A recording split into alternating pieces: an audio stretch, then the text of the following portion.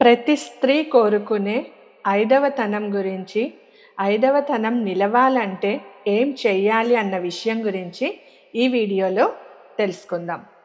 ఐదవతనం కలకాలం వర్ధిల్లాలంటే మీరు తప్పకుండా తెలుసుకోవలసిన రహస్యాలు ఇవే. మీ జీవితంలో శాశ్వతమైన శుభం, ఐశ్వర్యం, ఆనందం కావాలా? అయితే ఈ వీడియో మీకోసమే అండి. చిన్ని చిన్ని ఆచరణలతో పెద్ద పెద్ద మార్పులు ఐదోతనంని నిలబెట్టుకునే సూత్రాలు ఏంటో ఈ వీడియోలో తెలుసుకుందాం. ముందుగా అసలు ఐదవతనం అంటే ఏంటి? అది ఎందుకు తగ్గిపోతుంది? మనం తెలియకుండా చేసే తప్పులు ఏంటి? సులభంగా చేయగల పరిష్కారాలేంటో ఈ వీడియోలో పూర్తిగా తెలుసుకుందామండి. దయచేసి ఈ వీడియోని చివరి వరకు చూసుకోండి. చూసుకోవడమే కాదండి, మీరే పెట్టుకోకుండా ఇతరులకు షేర్ చేయండి. అలానే ఈ వీడియోని లైక్ చేయండి. ఛానల్‌ని సబ్స్క్రైబ్ చేసుకోండి. ఇలాంటి మంచి మంచి వీడియోస్ మీకు నిరంతరం వస్తూనే ఉంటుంది. అసలు ఐదవతనం అంటే ఏంటి? ఐదవతనం అంటే మన జీవితంలో శుభం, ఐశ్వర్యం, ఆరోగ్యం మరియు సానుకూల శక్తి కలిగిన స్థితి. ఇది కేవలం ధనం మాత్రమే కాదండి. స్త్రీ సౌభాగ్యం కూడా ఐదవతనమే. మనసు ప్రశాంతంగా ఉండడమే ఐదవతనం. ఐదవతనం పెరగడానికి సులభమైన మార్గాలు ఏంటి? మీరు చాలా పూజలు చేసింటారు, పునస్కారాలు చేసింటారు. అలాగే మీరు లలితా సహస్రనామ పారాయణం చేసింటారు. ఇలా ఒక్కొక్కరు ఒక్కొక్క పూజ, సౌభాగ్యలక్ష్మి వ్రతం అనేసి ఇలా చాలా చేసే ఉంటారు. అవునా కాదా? చెప్పండి. చేశారా? చేయలేదా? చేసే ఉంటారు.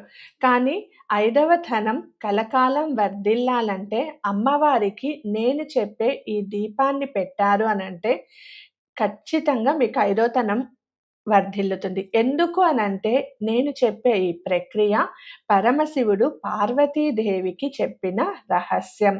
అదే తమలపాకు దీపం వెలిగించిన ఇంట్లో అమ్మవారు నిత్యం కొలువై ఉంటుంది. సౌభాగ్యానికి లోటు ఉండదు. ఎందుకు తమలపాకునే తీసుకున్నారంటే ఐశ్వర్య దీపంకి ఉప్పు దీపం పెడతారా? అలాగే సౌభాగ్యానికి తమలపాకు దీపంని పెడతామనమాట. తమలపాకునే ఎందుకు తీసుకున్నాం? పూజలో తమలపాకునే ఎందుకు వాడుతాము అనంటే తమలపాకులో సాక్షాత్తు ముక్కోటి దేవతలు కొలువై ఉంటారు. తమలపాకు చివరన లక్ష్మీదేవి, మధ్యలో సరస్వతి, మొదట్లో పార్వతీదేవి ఉంటారని మన శాస్త్రం చెప్తోంది. అమ్మవారికి తమలపాకులతో చేసే ఈ దీపారాధన వలన సకల శుభాలు కలుగుతాయి. ఇది చాలా అరుదైన విశిష్టమైనటువంటి తాంబూల గౌరీ పూజ లేదా తమలపాకు దీపారాధన అని అంటారు. ఇప్పుడు మీకు అర్థమైందా? ఐదోతనంతో ఉండాలంటే మనకు రోజు దొరుకుతాయండి తమలపాకులు. బయట వెళ్తే మీకు తమలపాకులు దొరకని ఊరంటూ ఉండదు. కానీ బయట దేశాల్లో వాళ్ళకి కొంచెం కష్టం అనుకోండి. కానీ ప్రయత్నిస్తే దొరకకుండా అయితే ఉండదు కదా! చెప్పండి. ప్రయత్నిస్తే దొరకకుండా అయితే ఉండదు కదా! చెయ్యొచ్చు కదా! అలానే ఈ విశిష్టమైనటువంటి పూజను మీ అందరి కోసం అమ్మవారి అనుగ్రహంతో, గురుదేవుల కృపతో తీసుకొని వస్తున్నానండి. దయచేసి 1కి 2 సార్లుగా విని చక్కగా చేసుకోండి. ముఖ్యంగా స్త్రీలకు సౌభాగ్యాన్ని, ఐదవతనాన్ని ప్రసాదించే అద్భుతమైన పరిహారం ఇది. ఈ పూజ ఎందుకు చేయాలి? మనము ఏదన్నా ఒక టాపిక్‌ని తీసుకున్నాము, ఏదన్నా ఒక ప్రక్రియని చెప్పామంటే ముందుగా క్వెషన్స్ వస్తది కాబట్టి ముందుగా ఆ క్వెషన్స్‌కి ఆన్సర్స్ కూడా చూసేద్దాం. ఈ పూజ ఎందుకు చేయాలి? కుటుంబంలో భార్యాభర్తల మధ్య అనురాగం పెరగడానికి, గొడవలు పడుతున్న వారు ప్రేమతో, సఖ్యతతో ఉండటానికి, కుటుంబంలో దీర్ఘకాలికంగా పెండింగ్‌లో ఉన్న పనులు పూర్తి అవ్వడానికి, జాతకంలో కుజదోషం వలన కలిగే అడ్డంకులు తొలగిపోవడానికి, ఇంట్లో ప్రశాంతత, లక్ష్మీ కటాక్షం సిద్ధించడానికి ఈ పూజను చేస్తామండి. మరి డివోర్స్ కేసెస్ వరకు వెళ్ళిన వారు కూడా భక్తి శ్రద్ధలతో అమ్మవారిని తలుచుకొని ఈ పూజను చేశారంటే ఖచ్చితంగా అమ్మవారు అనుగ్రహిస్తారు. అహంకారానికి వెళ్ళి డివోర్స్‌కి వెళ్ళిన వాళ్ళకి కాదండి. మనస్పర్ధలతో డివోర్స్‌కి వెళ్ళిన వారికి మాత్రమే. మరి పూజకు కావలసిన వస్తువులు ఏంటి? 2 మంచి తమలపాకులు, కాడలతో ఉన్నవి, ఎక్కడ చిరగనివి. పసుపు, కుంకం, చిన్న మట్టి లేదా రాగి ప్రమిదలు, ఆవు నెయ్యి లేదా నువ్వుల నూనె, గంధం మరియు అక్షంతులు. చాలా తేలికైనవే కదా, మీకు రోజు ఇంట్లో దొరికేవే. ఒకటి తమలపాకులు మాత్రం మీరు బయట నుంచి తెచ్చుకోవాలి. మరి ఈ పూజా విధానం ఎలా చేయాలి అనంటే చక్కగా వినండి.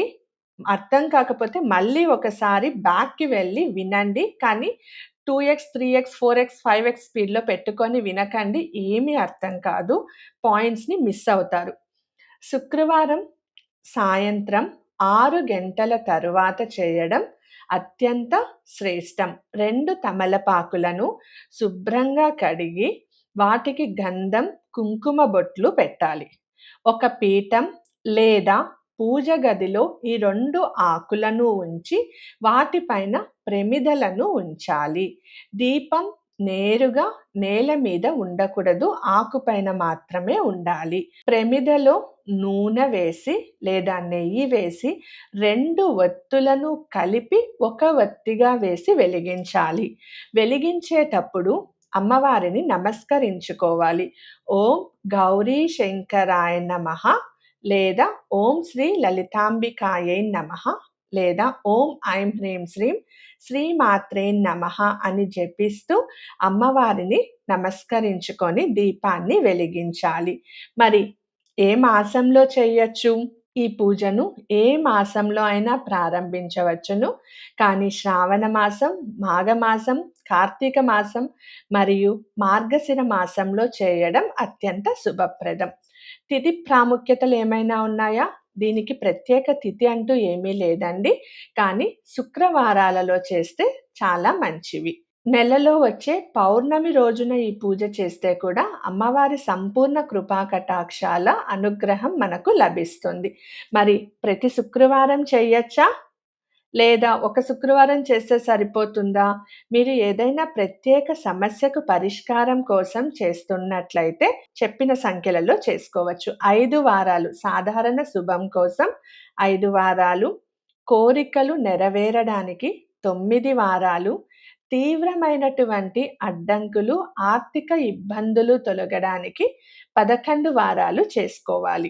ముఖ్యమైన నియమాలు, పూజ అనగానే మనకు నియమాలు గుర్తొస్తుంది కదా. నాన్ వెజ్ తినచ్చా? తినకూడదా? ఎలాగా? నైవేద్యం ఏం పెట్టాలి? అనేసి ప్రశ్నలొస్తది కదా. అవేంటి అంటే పీరియడ్స్ మాసిక ధర్మ సమయంలో ఈ పూజను చేయకూడదు. ఆ వారాన్ని వదిలేసి తరువాత వారం నుంచి కొనసాగించొచ్చు మీ లెక్క పూర్తయ్యే వరకు. మరి ప్రసాదం ఏం పెట్టాలి? ఈ పూజ చేసేటప్పుడు అమ్మవారికి నైవేద్యంగా మీ శక్తి కొలది కొంచెం బెల్లం ముక్క లేదా పండ్లను సమర్పించడం మాత్రం మర్చిపోకండి. దీపం ఏ డైరెక్షన్‌లో ఉండాలి? దీప దిశ ఏంటి? దీపం వత్తులు ఎప్పుడూ తూర్పు వైపు గాని లేదా ఉత్తరం వైపు కానీ ఉండేలా చూసుకోండి. మరి ఈ పూజ చేయడం చాలా సింపుల్ కదండీ! అంతా వినేశారు. మరి ఈ పూజ వెనుక ఉన్న పురాణ కథను గూడా తెలుసుకుందాం. పరమశివుడు పార్వతీదేవికి చెప్పిన రహస్యమని ఇందాకే చెప్పాను. పరమశివుడు పార్వతీదేవికి చెప్పిన రహస్యం ఏంటి అని పురాణాల ప్రకారం చూస్తే, ఒకానొక సమయంలో పార్వతీదేవి లోక కళ్యాణం కోసం స్త్రీలు తమ 5వ తనాన్ని కాపాడుకోవడానికి, ఇంట్లో దారిద్ర్యం దరిచేరకుండా ఉండటానికి ఏదైనా సులభమైనటువంటి మార్గం చెప్పమని పరమశివుణ్ణి వేడుకొన్నది. అప్పుడు పరమశివుడు ఇలా వివరించాడు. దేవి, సముద్ర మథనంలో అమృతం కంటే ముందే లక్ష్మీదేవి ఉద్భవించింది. ఆ సమయంలోనే లక్ష్మీదేవి అంశతో తాంబూలవల్లి తమలపాకు చెట్టు కూడా జన్మించింది. తమలపాకులలో ముక్కోటి దేవతలు నివసిస్తారు. ఎవరైతే తమలపాకుని పీఠంగా చేసి దానిపై దీపాన్ని వెలిగిస్తారో వారింట్లో నేను లక్ష్మీదేవి స్థిరంగా నివాసం ఉంటాము. ఈ కథ ఈ పూజని మొదట ఎవరు చేశారు అని అడిగితే, పురాణ గాథల ప్రకారం లక్ష్మీదేవి తన భర్త అయినటువంటి విష్ణుమూర్తి హృదయంలో స్థిరంగా ఉండడానికి, లోక రక్షణ కోసం తానే స్వయంగా ఈ తాంబూల దీపారాధన చేసిందని చెబుతారు. చూడండి, లక్ష్మీదేవే చేసిందండి. అందుకే లక్ష్మీదేవికి మహావిష్ణువు యొక్క గుండెలలో స్థానం దొరికింది. మీరు చేస్తే మీ భర్త గుండెలలో మీకు స్థానం దొరకదా? తరువాత ఇంకెవరు చేశారని అడగగా, సావిత్రి తన భర్త ప్రాణాలను యముని నుంచి కాపాడుకోవడానికి సావిత్రి చేసిన అనేక వ్రతాలలో తమలపాకుతో కూడిన పూజ కూడా ఒకటి అని కొన్ని జానపద పురాణాలు కూడా చెప్తున్నాయి. మరి యముడి నుంచి సావిత్రి తన భర్తనే కాపాడుకునింది. మనం కూడా మన మాంగళ్య శక్తిని పెంచుకోవచ్చా లేదా? ఎవరు ఎవరికి చెప్పారు? ఈ రహస్యాన్ని మొదట పరమశివుడు పార్వతీదేవికి ఉపదేశించాడు. ఆ తరువాత పార్వతీదేవి ఈ విద్యను భూలోకంలో ఉన్న స్త్రీలకు, మునిపత్నులకు ప్రేమతో అందచేసింది. అందుకే దీనిని సౌభాగ్యప్రదాయిని అని పిలుస్తారు. ఈ తాంబూల మహత్యం మరియు తమలపాకు విశిష్టత ప్రధానంగా పద్మపురాణంలోని సృష్టి ఖండంలో ప్రస్తావించబడినది. అలాగే దేవీ భాగవతం మరియు స్కాంద పురాణాలలో కూడా కొన్ని అధ్యాయాలలో దీని గురించి ప్రస్తావన కనిపిస్తోంది. పద్మపురాణం ప్రకారం చూద్దాం ముందుగా. సముద్ర మదనం జరిగినప్పుడు లక్ష్మీదేవి కంటే ముందు అమృతంతో పాటుగా ఈ తాంబూల వల్లి పుట్టిందని ఈ పురాణమే చెప్తోంది. అది ఇందాకే నేను మీకు ఎవరు చేశారు అన్న విషయంలో చెప్పాను. తరువాత దేవీ భాగవతానికన్నా ముందు పద్మపురాణంలో ఇంకొక విషయం కూడా చెప్పారు. ఈ తామలపాకు తీగ పుట్టిన తరువాత స్వర్గలోకం నుంచి భూలోకానికి ఈ తీగను తీసుకొని వచ్చినట్లు, అందుకే దీనికి నాగవల్లి అనే పేరు కూడా వచ్చింది. తర్వాత దేవి భాగవతంలో ఏం చెప్పారు? అమ్మవారి అలంకార ప్రియం కాబట్టి అలంకార ప్రియత్వం గురించి చెప్పే సందర్భంలో తాంబూలం సమర్పించడం మరియు తాంబూల దీపం వెలిగించడం వలన అమ్మవారు త్వరగా ప్రసన్నం అవుతారని చెప్పబడింది. తాంబూల పూరిత ముఖి అని లలితా సహస్రనామాలలో కూడా అమ్మవారిని స్తుతిస్తాం కదా, గుర్తొచ్చిందా? తాంబూల పూరిత ముఖి అని గుర్తొచ్చిందా అండి? గుర్తొస్తే గుర్తొచ్చింది అని కమెంట్ చేయండి. ఆ మూలం దేవి భాగవతంలో చెప్పారు. కాబట్టే ఏ ఇంట్లో అయితే తమలపాకు దీపాన్ని ప్రతి శుక్రవారం పెడతారో ఆ ఇంట్లో లలితాదేవి స్థాపితమై ఉంటారు. తరువాత స్కంద పురాణం ప్రకారం కాశీఖండం లేదా ఇతర వ్రతకల్పాలలో సందర్భంలో శివుడు పార్వతికి వివిధ వ్రతాల గురించి చెప్పేటప్పుడు స్త్రీలకు సౌభాగ్యాన్నిచ్చే పద్ధతిలో ఈ తాంబూల దీపారాధన, గౌరీ పూజ గురించి ప్రస్తావన వస్తుంది. పురాణాలలో చెప్పబడిన తమలపాకులోని దేవతలు ఎవరో తెలుసుకోవాలి కదా, తమలపాకులు పెట్టాలి, తాంబూలం పెట్టాలి అని అంటూ ఉంటాము. మరి ఆ తాంబూలం అయిన తమలపాకుల్లో ఉన్న దేవీ దేవతలు ఎవరు అని అంటే, ఎవరెవరు ఎక్కడెక్కడ ఉంటారు అంటే, ఆకు మొదట్లో అంటే కాడ దగ్గర ఇంద్రుడు, శుక్రుడు, ఆకు మధ్య భాగంలో శ్రీ సరస్వతీదేవి, ఆకు చివరన అంటే కొనాన మహాలక్ష్మీదేవి, ఆకుకి ఎడమ వైపున పార్వతీదేవి, కుడివైపున ఆరోగ్యాన్ని ప్రసాదించే ధన్వంతరి. అందుకే తమలపాకుపై దీపం పెట్టడం అంటే ఆ దేవతలందరినీ ఒక్కసారిగా ఆరాధించడం అని అర్థం.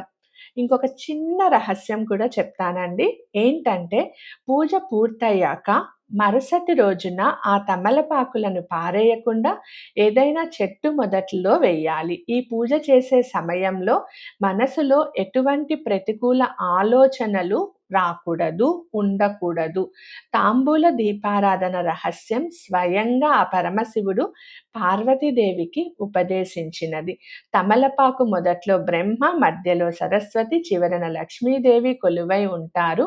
అందుకే ఆకుపై దీపం పెడితే ముక్కోటి దేవతల యొక్క ఆశీస్సులను లభిస్తాయి. తమలపాకు దీపం ఏ ఇంట్లో అయితే వెలిగిస్తారో ఆ ఇంట్లో అమ్మవారు నిత్యం కొలువై ఉంటుంది. సౌభాగ్యానికి ఎటువంటి లోటు రాదు. ఇప్పుడు అర్థమైందా అండి? అసలు పూజకి చిన్న ప్రాసెస్ అండి. పీఠం వేసి తమలపాకు నుంచి చందనం, పసుపు, కుంకంని సమర్పించి ఒక్కొక్క తమలపాకులో దీపాన్ని పెట్టి అందులో 2 ఒత్తులను కలిపి ఒక ఒత్తుగా చేసి దీపపు మొదలు తూర్పు దిశకైనా లేదా ఉత్తర దిశకైనా ఉండాలి. నువ్వుల నూనె లేదా నెయ్యిని సమర్పించి ఓం ఐం హ్రీం శ్రీం శ్రీమాత్రే నమః లేదా ఓం శ్రీ లలితాంబికాయై నమః అని జపం చేసుకుంటూ దీపాన్ని వెలిగించి ఇదే జపాన్ని 108 సార్లు కంటిన్యూ చేసి మీ యొక్క సంకల్పాన్ని అమ్మవారికి చెప్పడమే. ఎంత సులువు కదండీ! మన పైన వాత్సల్యంతో, ప్రేమతో అమ్మవారు ఎంతెంత చిన్న చిన్న మార్గాలను చెప్పారు. మనం ఈ చిన్న చిన్న మార్గాలను చేయడం కూడా చాలా ఇబ్బంది పడుతున్నాం. ఇలా చిన్న చిన్న ఆచరణలు పాటిస్తే మీ ఐదవతనం కలకాలం వర్ధిల్లుతుంది. చిన్న చిన్న ఆచరణలతో పెద్ద పెద్ద మార్పులు. ఈ వీడియో మీకు నచ్చినట్లయితే లైక్ చేయండి. అలాగే మీ ఫ్రెండ్స్‌తో షేర్ చేయండి. ఇంకా ఇలాంటి ఆధ్యాత్మికమైనటువంటి వీడియోల కోసం సబ్స్క్రైబ్ చేసుకోవడం మాత్రం మర్చిపోకండి. ఇంతటితో సెలవు తీసుకుంటున్నానండి. మీరందరూ మీ స్వగృహాలలో తమలపాకు దీపాన్ని పెట్టి ఐదవతనాన్ని పొందాలి అనేసి మనస్ఫూర్తిగా కోరుకుంటూ సెలవు తీసుకుంటున్నాను. సర్వే జన సుఖినో భవంతు. సమస్త సన్మంగళాని భవంతు. ఓం శ్రీ గురుభ్యో నమః. ఓం శ్రీ మాత్రే నమః. స్వస్తి.